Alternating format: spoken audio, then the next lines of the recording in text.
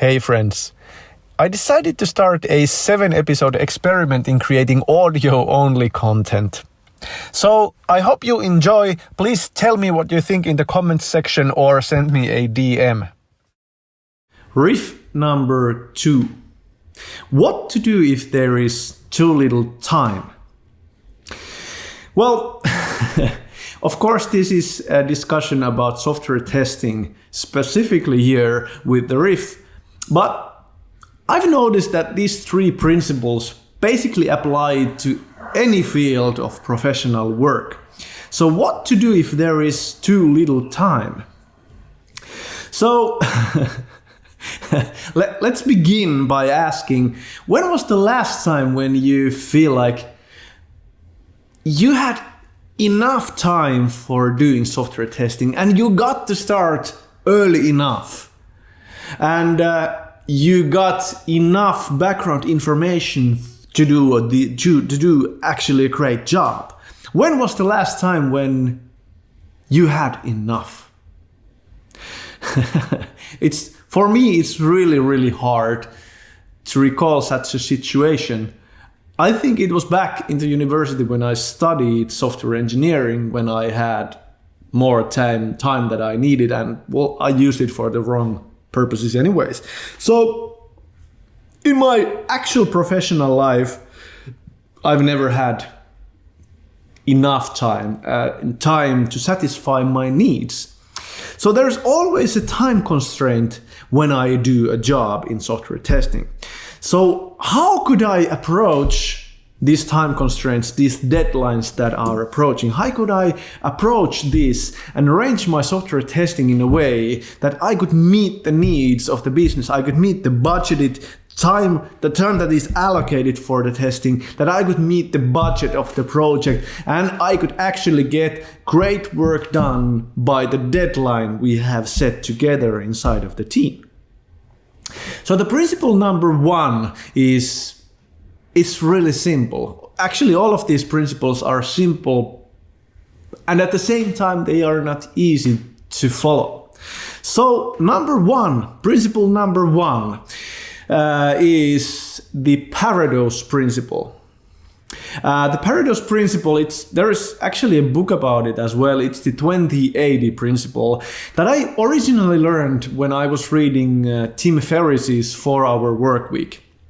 The 2080 principle is, in essence, it says that 20% of what you do contributes to 80% of the stuff, contributes to the 80% of the results that you can deliver.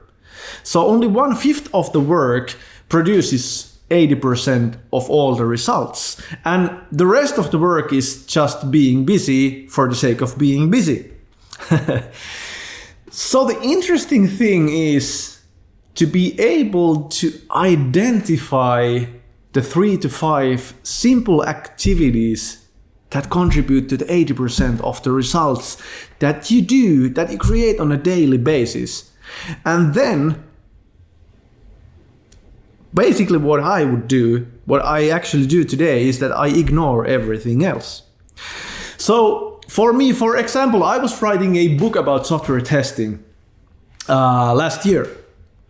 And I knew that I needed to produce 4 pages of writing every day to actually reach my goal of writing the book by June.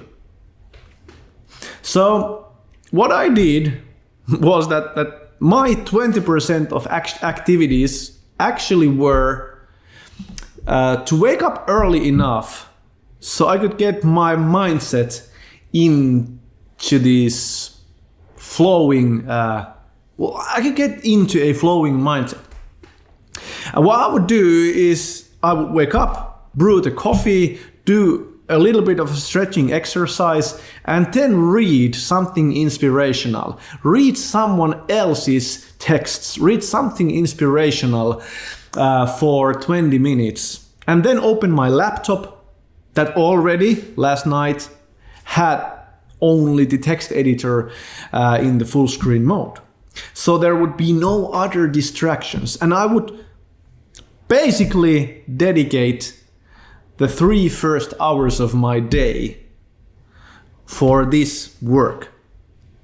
And the rest of the day is the 80% of my other activities. But the 20% of my time every day would go into writing. And that would produce basically all of the results that I have now. So the Pareto's principle is it's simple, but it's hard to follow because you need to first stop and think about all the activities that you engage every day, and then choose 3 to 5 of the core ones that produce most of the results. And then it would mean to ignore all the rest or just spend a little time on them for the rest of the day.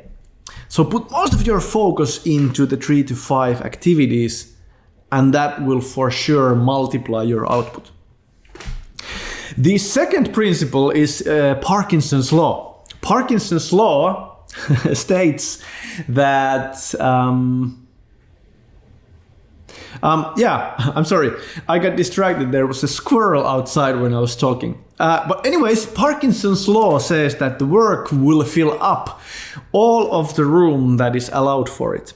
So when I was studying at the university computer engineering, there would be essays to write or project reports to generate. And I might even have like a month's worth of time for doing a great report on my project. And I would procrastinate every day and do something else, play some games. Like I was like obsessed of playing the Baldur's Gate RPG on my computer back in the beginning of the millennia. And I would do everything else but the report until I would reach the final night. And I would notice that the deadline is tomorrow. and then around 4 or 5 p.m., when my whole apartment was tidied up, I would brew a huge amount of coffee and get to work. And by the time of 4 a.m. in the morning of the deadline, I would just close my computer and be done with the report. Within a time span of something like 8 to 10 hours, a really short time span compared to what I originally had, the 1 month's time. And then I would hurry up, I would wake up after 4 hours of sleep and I would hurry up to the university to deliver my report by 9 a.m. That was the deadline. And every time I would get a decent grading, a decent number for my output, and my report was, it we evaluated that this is pretty good, and I would be really accomplished. So the thing here is that the work will fill up all the time that you allow it. So I was just allowing 1 month of work for the report. And I would come up with a huge number of activities that actually weren't contributing on the go. And then when I finally got into the final window of 9 hours, the hours that I still had allowed, I produced all the results. So boxing the time in tight enough windows is crucial for actually creating high there's a strange sound in my apartment here. But anyways, it's a key to creating high output. It's the key to multiplying the output, the productivity. So number 1 is the Pareto's principle. 20% of the activities contribute to the 80% of the output. So choose wisely, choose the 3 to 5 activities that you put all of your effort into and you will multiply your productivity. And then number 2, the Parkinson's law. The work will fill up all of the time that you allow it. So learn to design tight enough time boxes for anything that you do. I even found an easy method called the Pomodoro technique that says that you will have 25-minute slots for doing each activity. It's great. It works for me because I have an attention disorder. But anyways, allow tight enough boxes of time to work. So if you are a software tester, allow yourself 1 hour testing sessions, then allow yourself 15-minute break, or allow yourself a 15-minute wrap up, or anything else. Allow yourself 1 hour testing sessions for each goal that you have in mind. So 1 hour of testing the login mechanism, 1 hour of testing, the main view and the settings, 1 hour of designing tests for our next round, and so on and so on. Any activity, design tight enough time boxes, use time boxing. So the third item here on the list, so what to do if there is too little time, is called the chunking. I was ordering t-shirts for my business just a couple of months ago, and I had a new great graphic on the front of the shirt, and I went into shirt dealers and asked them if they could print it, and they said that yeah, sure, we can do this. So how many shirts would you need? Well, I said that, we have 50 employees, so maybe 100. Everybody would get few. So he said that, okay, yeah, 100 is the unit cost for a t-shirt that is printed with your logo it's 25 euros. I was like, wow, that's expensive. And then what he said is that, basically you could order 300 pieces of the shirt and the unit price would go really a lot down. It would be 12 euros per shirt. So I was like, what the hell is going on? For 100 shirts, I would pay like 25 euros and the price would be halved if I ordered 300 copies. So what he said is that, yeah, exactly, that's the point, because we need to set up the printing instrument to print your shirts. It's a miniature factory. So when you set up the factory, the setup cost is really high. It takes a lot of time and effort to set up the system. But once the system is there and is ready to print your shirts, it makes no difference how many shirts will you need, because we will be able to produce as many as you like. And the more you order, the less you will pay, because the setup cost is divided for each shirt produced. And I was like, yeah, that's true. There is a setup cost for any activity that I engage myself in. So basically what it means is that when I decide that now is the time to read my emails, there is a setup cost. It takes some time to open the email applications, let it sync, and there is even a psychological phenomenon called the attention residue, that part of my attention remains in the previous activity, and it takes some time for my consciousness and my mind to calibrate on the new activity. So there is a significant setup cost for myself getting into reading the emails. So when I have paid my setup cost for reading the emails, and when I start actually to do that, it would be actually really wise for me to invest a long time to do my email work, and then the setup cost would be divided to the time that I've designed there. So if I open my email 4 times a day, I will pay the setup cost 4 times. If I open the email only once a day, I will pay the setup cost only once. And this is basically what I mean, this is multitasking your work.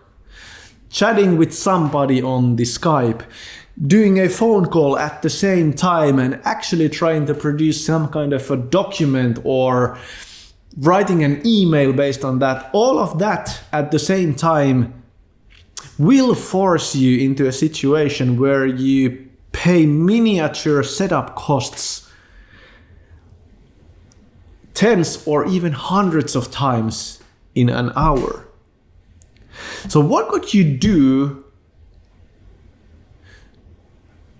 to change your mindset from multitasking into monotasking? What could you do to substitute all of the useless, irrelevant setup costs with only one setup cost that focuses on creating one significant result. So that's what I call chunking. Learn to chunk your activities in a way that when it's a time to read emails, chunk all of your email activities into a bigger chunk of time instead of doing it 4 or 5 times a day. When it's a time to read your Facebook messages, instead of doing it checking it 10 times a day, learn to design one moment of the day to check the Facebook messages and reply. And the same goes for checking, for example, Jira tickets for software testers. If you, every time when a Jira ticket comes in, you just change from what you were doing into focusing on the Jira, that will, every time it will produce you a setup cost for your mind and setup cost for your time when you open the applications, when you go in, when you start to study what's this ticket about and stuff like that. So instead of doing a ticket at a time, learn to chunk the ticket verification time in a way that you will pay only one setup cost.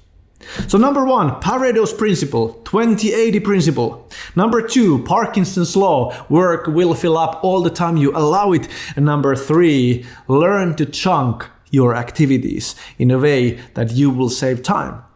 And then the question was, what to do if there is too little time? The answer is simple.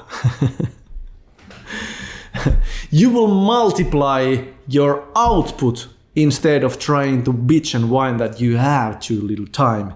Don't try to get more time, try to get more done, more of what matters.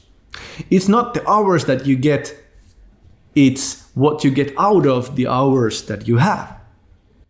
That was the riff number 2. Yay, that was the episode for today. If you liked it, please give it a thumbs up. If you didn't like, please still give it a thumbs up and subscribe to the channel.